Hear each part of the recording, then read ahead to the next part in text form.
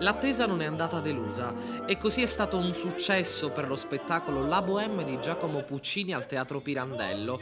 L'opera lirica in 4 quadri, uno degli appuntamenti più attesi dal pubblico agrigentino e tra le più apprezzate proposte del cartellone della stagione lirico-sinfonica 2011-2012 Agrigento all'Opera. Ambientata a Parigi nella prima metà dell'Ottocento, ma che narra vicende senza tempo, La Bohème si sviluppa intorno ad una trama che racconta dell'amore tra il poeta Rodolfo e la sfortunata fioraia Mimì e l'amico pittore Marcello e la bella Musetta. Puccini la scrisse nel quartiere di Brera, quello storico dei bar degli artisti e della nascita delle avanguardie pittoriche e culturali.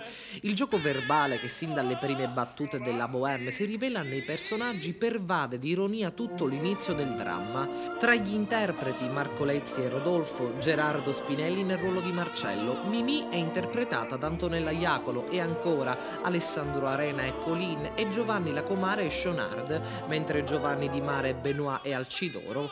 La regia è firmato da Paolo Panizza, a dirigere l'orchestra il maestro tedesco Victor Bockmann. Un successo firmato Fondazione Teatro Pirandello, che ha messo su un cartellone di tutto rispetto voluto dal direttore generale Massimo Muglia unitamente al sindaco Marco Zambuto e con la consulenza del maestro Onofrio Claudio Gallina. Dall'organizzazione fa parte anche Nahel Halabi, direttore di fama internazionale, docente presso l'Istituto Superiore di Musica di Damasco, che da Agrigento ha voluto lanciare un messaggio di pace e di speranza musicale perché si ponga fine alla guerra civile in atto in Siria contro il governo di Assad, ed ha fatto sensazione e riscosso critiche positive la decisione della Fondazione Pirandello di non andare in Siria a rappresentare la Bohème per rispetto della popolazione civile.